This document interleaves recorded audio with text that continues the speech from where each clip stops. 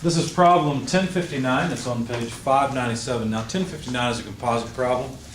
In other words, there's many different problems. There's one generic problem statement. There's a whole row of, or a whole table of data with multiple rows that each represent a problem. So I'll read the generic description. Determine the principal stresses and the maximum shear stress using Mohr circle. Following data sets give the stresses on the initial stress element, perform the following operations. There's an A through D, and I'll read those and work them as we go.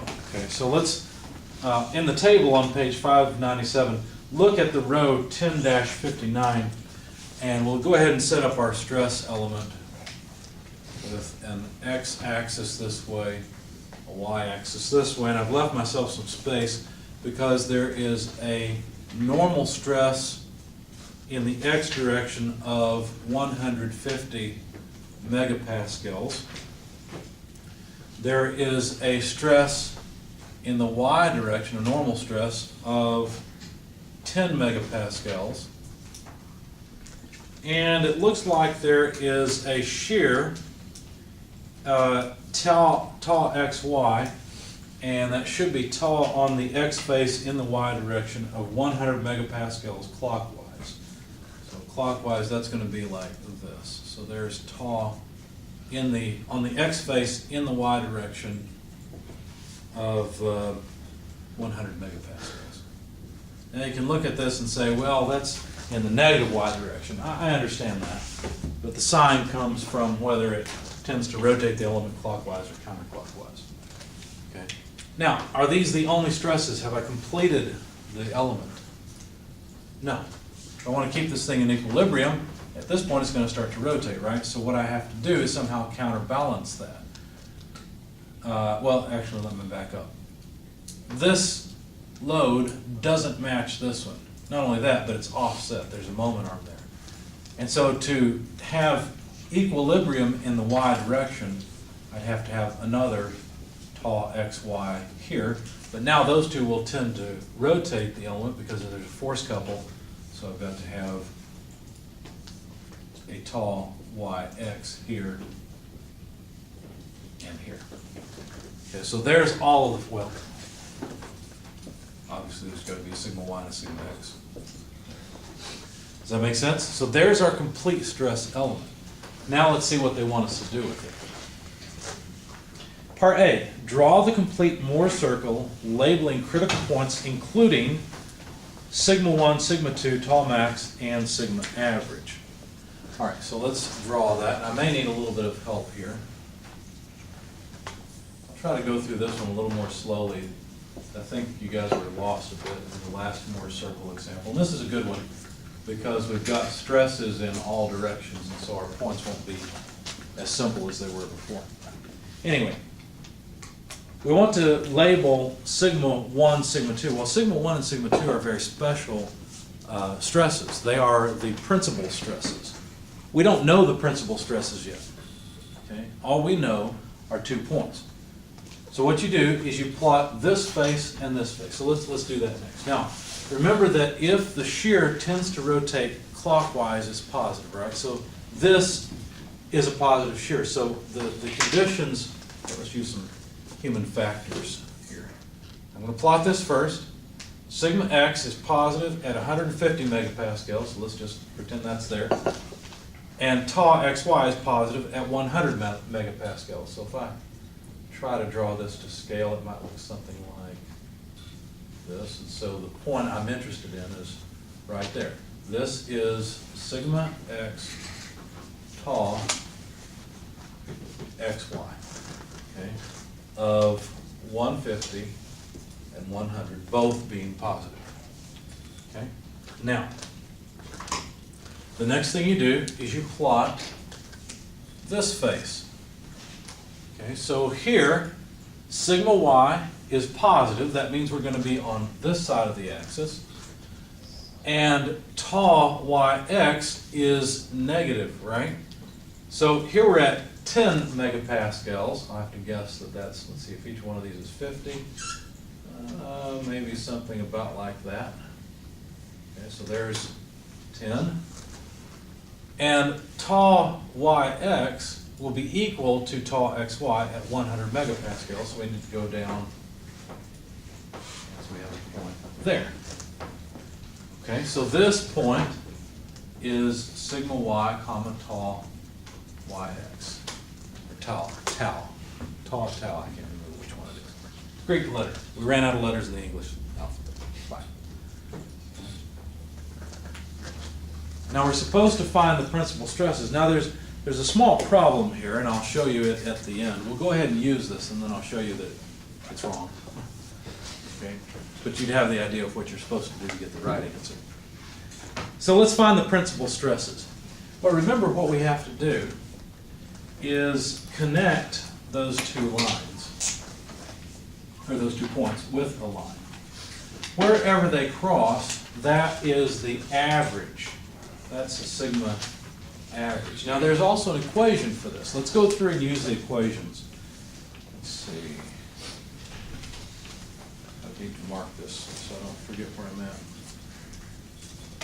We may as well use the procedure because I think most of the equations are there. So back on page 559, the average value of that stress would be sigma x plus sigma y over 2. So sigma x, 150, plus sigma y, 10, is 160 divided by 2. Well, this is just 80.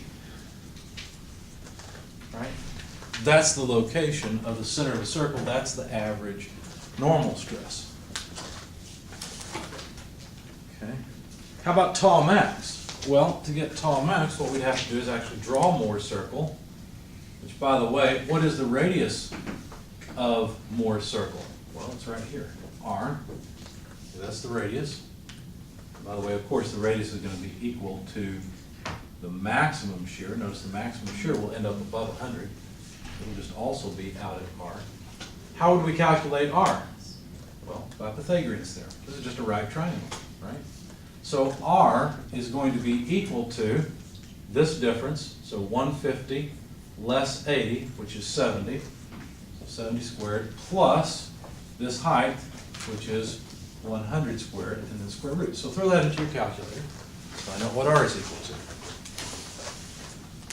By the way, that's essentially what they're doing on page 560 to calculate r. 122. 122, thank you. So now we know that tau max, let's see, I've already used it, I guess I'll have to do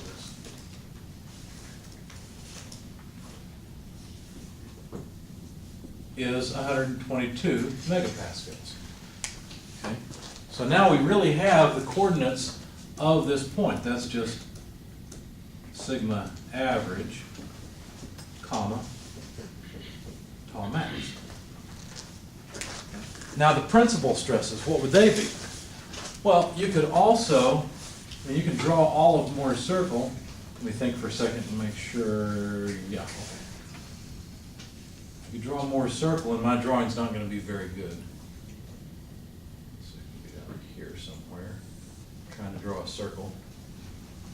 Something like that. It's pretty bad. It's time for a break. Let's just leave now. Anyway. And I should have made it go through that point at least. Right?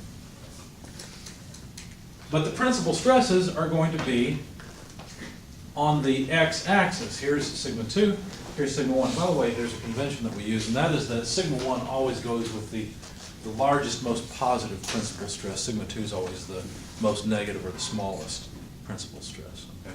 How do you calculate the magnitude of those? Well, it's pretty simple. It's really just geometry. You'll notice on page 560, equation 10, 19, and 20 are going to do the same thing I'm doing because this really is point O.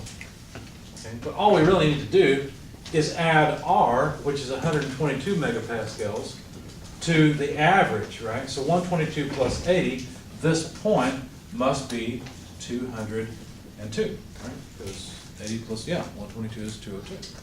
And then this point, all we have to do is take 122 from 80, which is just going to be negative 42 megapascals. If I did the math right, I think I did.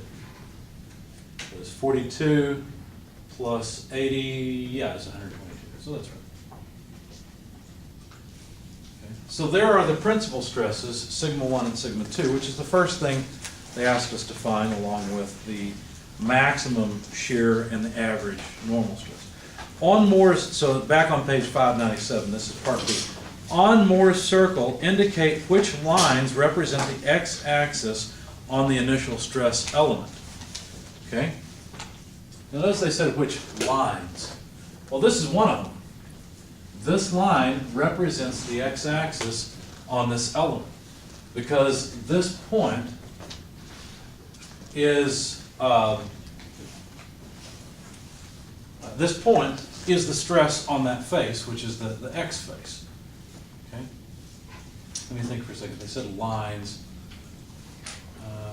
Yeah, well, that would be the same one, because if you rotate 180 degrees on the element, that's the same thing as rotating 360 degrees, so it would just be that line.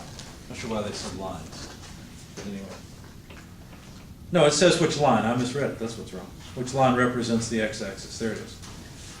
On Moore's circle, indicate the angles from the line representing the x-axis to the principal stress axis and the maximum shear stress axis. So this angle is the angle to the direction for the principal stress here, sigma 1, and this angle would be the one to the maximum shear. Now they probably have particular names for those angles. Let me go back quickly and see if I can find what they like to call them. Let's see.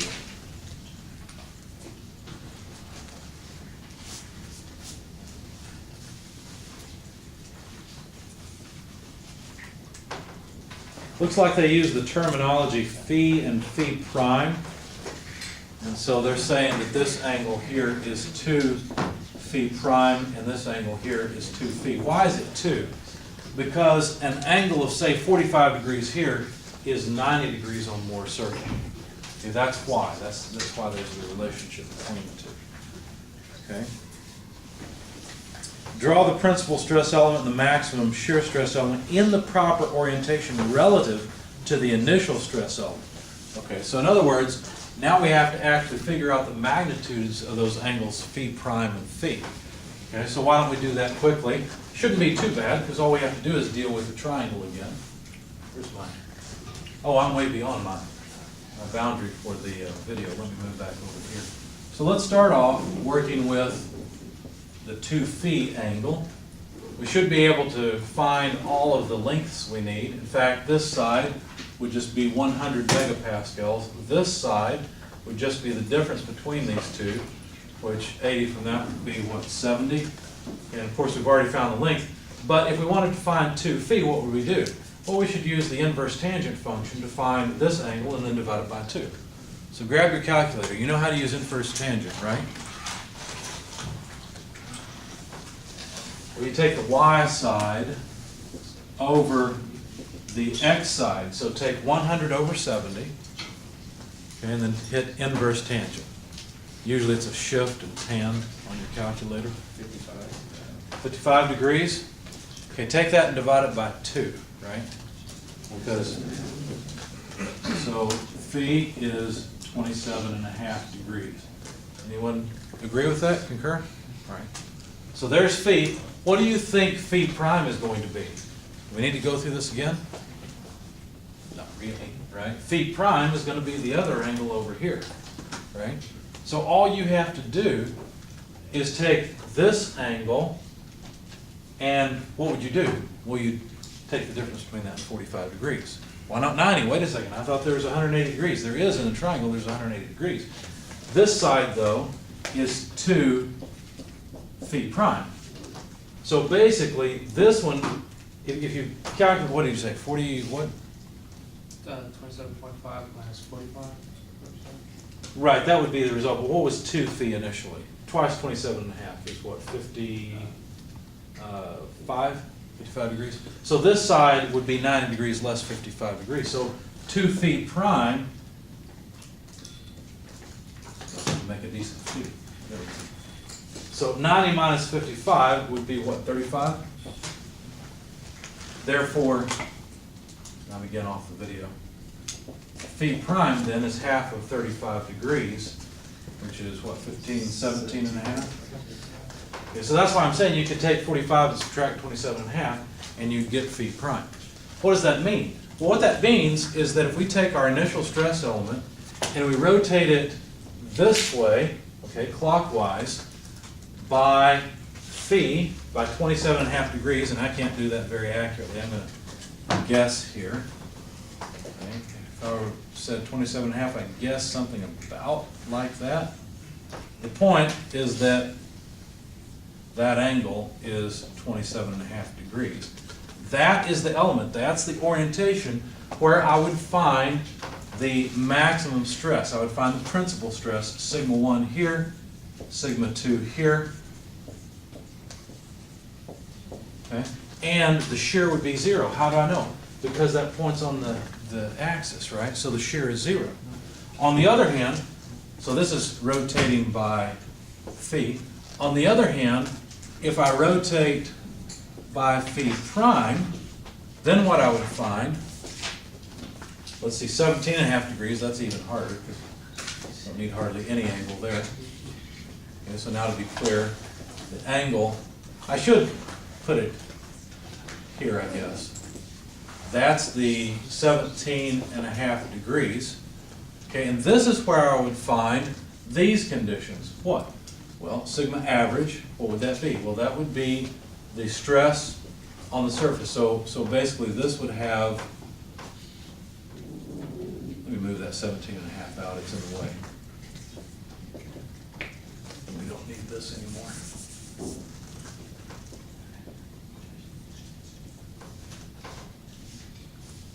This is where you'd find the average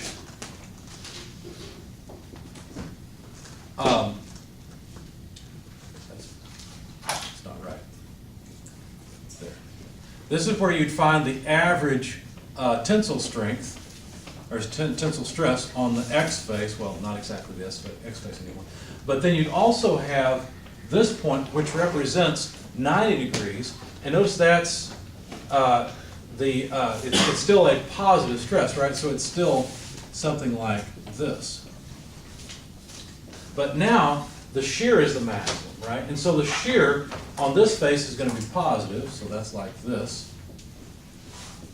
And the shear on the Y face is negative, so that's going to be like this. And of course you'd have matching shear on the other faces as well. Does that make sense? So basically, instead of looking at this element, if I had arbitrarily cut an element that was an infinitesimal in size at this angle, then I would find the maximum shear and the average normal stress. If I rotate it by 27 and a half degrees, well then this is where I would find no shear and all, well, I've drawn this one wrong. They have to be compressive, right? Okay, does that make sense? Now I said that this is not even the right answer. You know why? Because in the real world there's no such thing as this. And in the real world, we actually have three-dimensional elements, right?